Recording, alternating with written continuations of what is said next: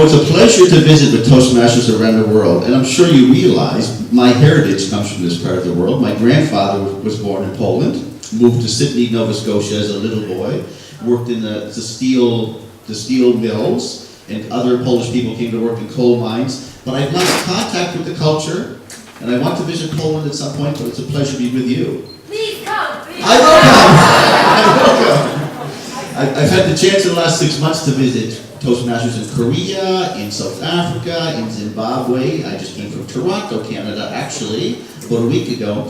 And it just amazes me in this organization, no matter what country we're in, any of the 135 countries where we happen to be in, we all have this shared experience in Toastmasters. We've got a common language, counters, and timers, and CC awards, and the CC manual, and show what you mean. It's just phenomenal to connect with Toastmasters around the world. So it's a pleasure to be with you. So a few things I want to touch upon today to set the stage. In most audiences I'm in front of, I like to start with a tip and a topic with 3 things you need to be a strong communicator or leader. And I'm using this in Toastmasters and non-Toastmaster audiences.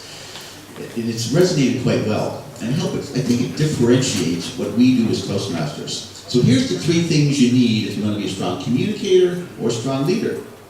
First, you need a base of knowledge.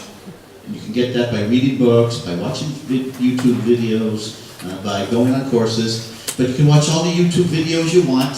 That doesn't make you a strong communicator or leader. Second, you need a place to practice. So if you're a salesperson in front of customers every day delivering speeches, you've got ample opportunity to practice and exercise the skill. Public speaking and leadership, they're skills that need practice. And the third thing you need is feedback. So you can hire a coach, you can have a mentor, you can have a friend give you feedback, but that doesn't work in my experience. Or you can come to a place like Toastmasters where we'll give you feedback on how you can develop. So if you want to be a strong leader or a strong communicator, 3 things you need. Knowledge, but knowledge is not enough. It's a skill, so you need to practice, and you need feedback to understand what's going well and what's not going well. So I think that differentiates us as Toastmasters, and it's made sense for a lot of audiences I've spoken in front of to help them understand why we are such a valuable organization to participate in. I usually give audiences some tips, and I was talking to some of you last night about this, and some of you already know this, but a nice tip I learned a long time ago, I did not invent this, but a tip for a table topic or even a speech structure. You know, sometimes you're walking down the street and sometimes the media sticks a microphone in your face and asks you a question. Sometimes in work, you're walking down the hallway and your boss says, "You're working on an important project. I haven't heard any update. What's going on with that project?" Can you relate to that? So here's a structure that's gotten me out of a lot of trouble. And it's dead simple, and if you practice it, you become so skilled at it. So that the structure is simply past, present, future.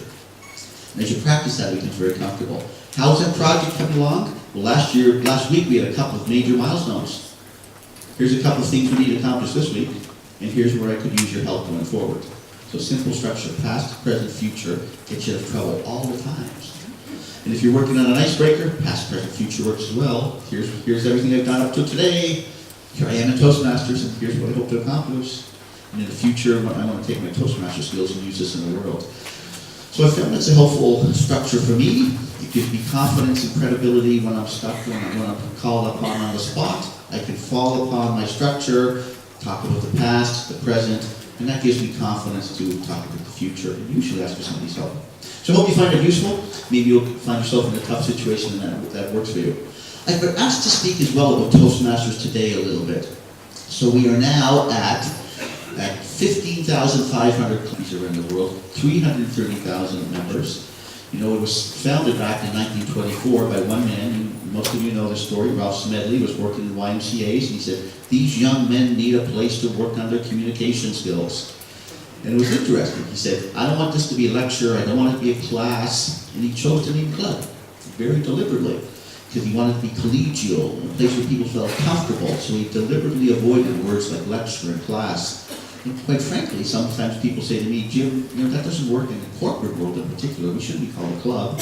But that's part of our heritage. And I don't will ever change that. That all fits within the theme of that organization that Ralph Smedley dreamt about. So I happen to be chair of board of directors. I've been asked to speak with the board to some extent. So we've got 14 international directors who serve 2-year terms. We've got 5 senior officers, like myself, who serve Well, it ends up being 5-year terms. We get elected as second vice president and climb the chain, serve as international president, then immediate past international president, and then we move on. So we have 14 regions around the world. We have a director from each region. So one of them, this region encompasses all of Europe and the Middle East. Another region is most of Southeast Asia. There's 10 regions in North America. We have 66% of the members from around the world. But that's the basic structure. And our job as members of the board is to serve as an internal ambassador to visit folks like yourselves and make sure we're doing the right things for the organization and for you, the member. It's to serve as an external ambassador and meet with organizations who bring us in as part of their training and development program for the members. And finally, to steer the board of directors to make sure we're investing your money that you pay as members to make sure this organization stays strong and relevant for you in the future. So one of the things I'm very proud about this year as a board member is we've crafted a new strategic plan.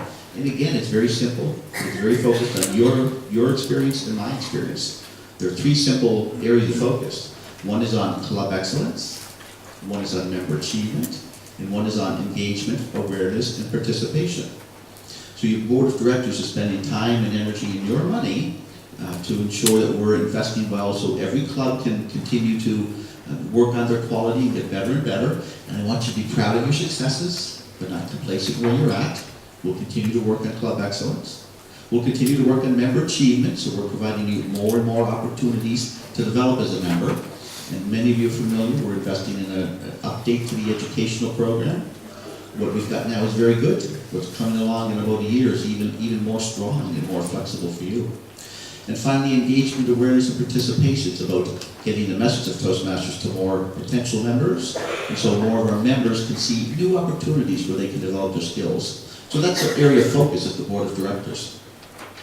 I was asked as well to speak about how I got here to this position in international president, and I thought that was kind of boring, but it made me think about the path. But so the path is I can tell you about the positions, and I'll tell you briefly about the positions. So in order to get to these spots, you need to serve as a district director like Chiori is doing.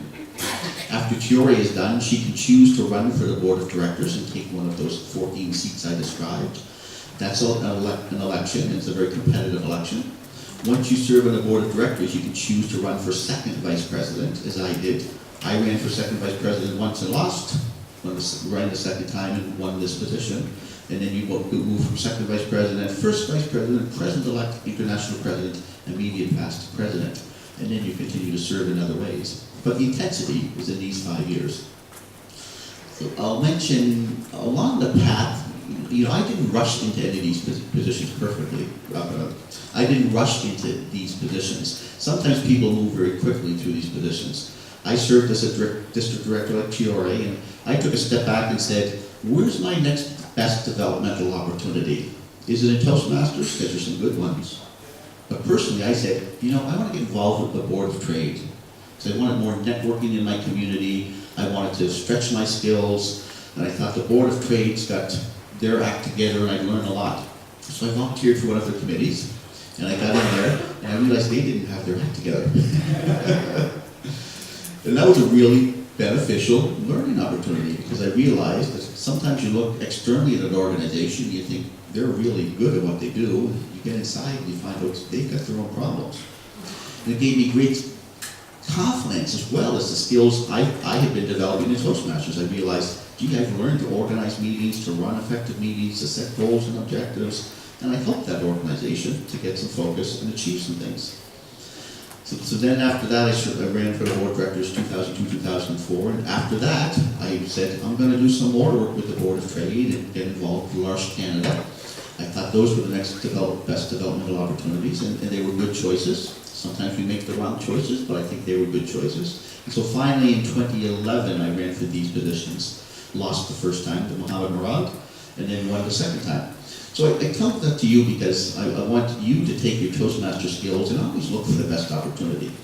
There will always be good opportunities within Toastmasters, but there will be good opportunities outside Toastmasters. There's organizations that need you and the skills and the talents that you're developing and practicing here, so please find a place to serve your world.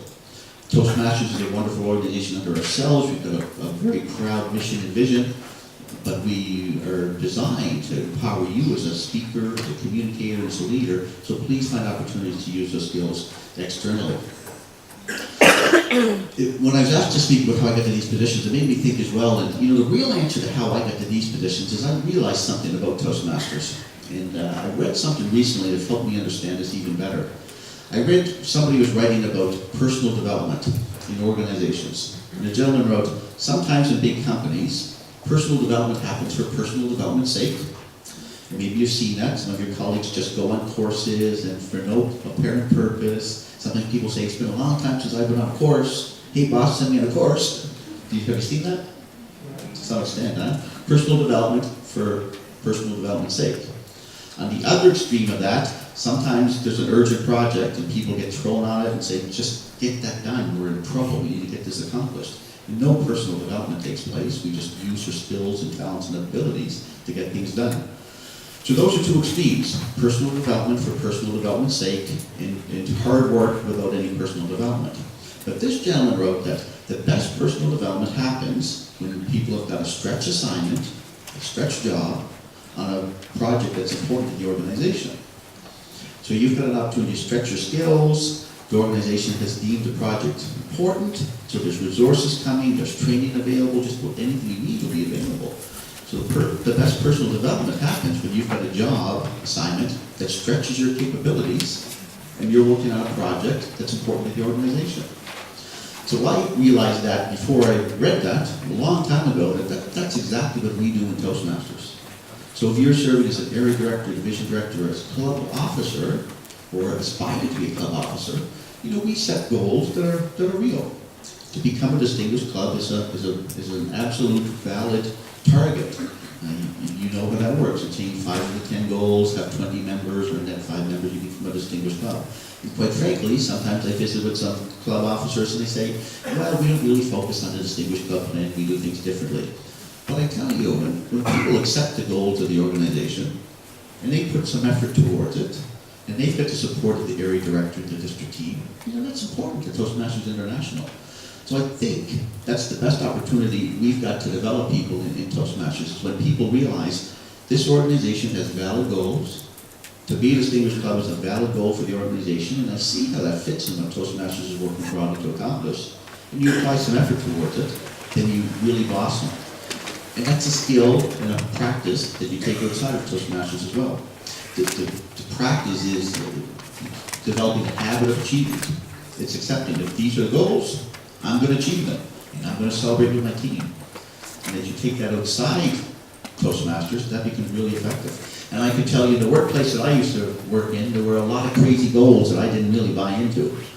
One of them was safety observations. So I worked in a big office, I had a bunch of marketing people report to me, and every month I'd need to make safety observations. Were they treating the staplers well? Were they exposed to the photocopier, toner? I thought it was stupid.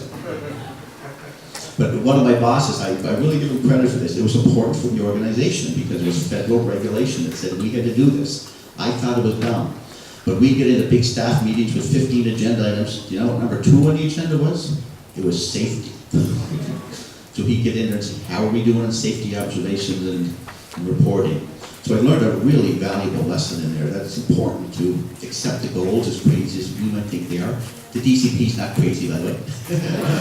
But it's a good habit to get into, to understand the goals, their relevance, and to work to achieve them. A habit of achievement that you can develop in Toastmasters will serve you well, whatever you happen to do. So that's a really valuable habit that we get into here in Toastmasters. I want to talk a little bit about leadership development too, because I share with a lot of audiences, when Toastmasters rebranded, where leaders are made, I thought, we're getting ahead of ourselves. My thought was, we do develop leaders, but I find it difficult to explain our process to businesses particularly. Because sometimes I hear people go and say, well, you serve as timer and that's a leadership role, and it certainly is, but it's difficult for a business to relate to things like timer roles. So while I acknowledge we are strong at developing leaders, I think we still need to formalize the roles, the skills, the competencies that people develop as they work through the projects. But then I read something in Harvard Business Review online, and it really changed my opinion about how we develop leaders in Toastmasters. So it's a gentleman who wrote a blog about how he goes out and he trains big organizations in leadership development. And he helps them put in place formal development plans so they can identify new talent, put them through stretch assignments so their skills grow very rapidly, and to move them forward. So as he wrote about that, his work with big companies, he said, I had a very special assignment one day. I had to teach leadership to a group of kids who were in 3rd grade and 4th grade. Can you imagine that? Can you imagine trying to keep that audience's attention? I think that would be really difficult. But he wrote that the kids really got it. They got it very quickly, very easily. And then he wrote that leadership for kids in grade 3, grade 4, it's not about crafting mission statements, it's not about dealing with non-performers, it's about things like protecting the self-esteem of your colleagues, and leadership is about focusing on the problem and not the person or the weird personality. So I read that and I said, that's a leadership skill at any age. Yeah, it's true, huh? And I think they're all too lacking in society today. We're not terribly strong as a society in protecting one another's self-esteem or focusing on problems and not personalities. So I realized, as I read that that's exactly what we do in Toastmasters, isn't it? Because I'm sure you've had people come, they do it in 3 minutes flat, and there's 50 ums and ahs. And I know that because I did that. That was how my first icebreaker came off. But we're very good at protecting self-esteem, aren't we? If somebody does that, we'll say, here's some strengths, here's some opportunities for improvement. You can speak a little more slowly. You can organize your notes, give them some feedback for improvement. So we're exceptionally good at protecting people's self-esteem. And I know you take that skill into your broader society, to your jobs and personal lives. And we're very good at focusing on the problem and not the person or personality. And I relate that to Toastmasters in this way. Someone might give a speech and you might violently disagree with their point of view. You might violently disagree with a political standpoint they express. You might disagree with their point of view. But you're trained, and I know you'll give the feedback on their speech development, the effectiveness, did they get it across well to the audience? Why is this striking so hard in Sir Guy? Sir Guy's nodding his head very strong. Yeah, we're very good at that, aren't we? We'll disagree with an opinion, but we're strong at giving feedback on performance. Extremely valuable skills. So as I read that, I said, we are exceptionally strong at developing leaders in Toastmasters, and even at that basic level, if you're not in a club officer position or other officer position, you're practicing very valuable leadership skills. So if somebody asks you next week, how are you developing as a leader in this organization called Toastmasters? That's an example of how you're developing your leadership skills by focusing on self-esteem of colleagues, protecting colleagues, and focusing on problems, and not on personalities and strange personalities. So I would encourage you to keep on practicing the skills in Toastmasters here. As I mentioned at the start, you need 3 things to be a strong leader or strong communicator. You need a base of knowledge, but that's available in many places. You need a place to practice. You can practice in many places. You need some sort of feedback, and you can get that from a mentor or a coach you hire, but that's all bundled in very nicely here in Toastmasters. So practice those skills, become more effective in those skills, find opportunities to serve your world. Later on in the afternoon, I'm doing another presentation. I'll talk to you about an opportunity I had to practice those skills. I had a good base of knowledge, some good experience, and I made a mistake to put a friend in a spot where he could have been publicly embarrassed. So I'll tell you how that happened and how we recovered from that. But I learned from that situation that sometimes we make evaluations, even though we can be experienced and have the knowledge, we can still make mistakes. And personally, I'd rather learn that in a volunteer job, like Toastmasters or the Sichuan Board of Trade, as opposed to do a job where I'm going to get fired. So we've got ample opportunity to practice our skills development for communication and leadership. I'm going to very much enjoy connecting with you on this weekend. Please step up and say hello. It's important for me to know that we're serving you as members here in District 95 exceptionally well. Thank you for your attention this afternoon, and I'll see you a little later in the session.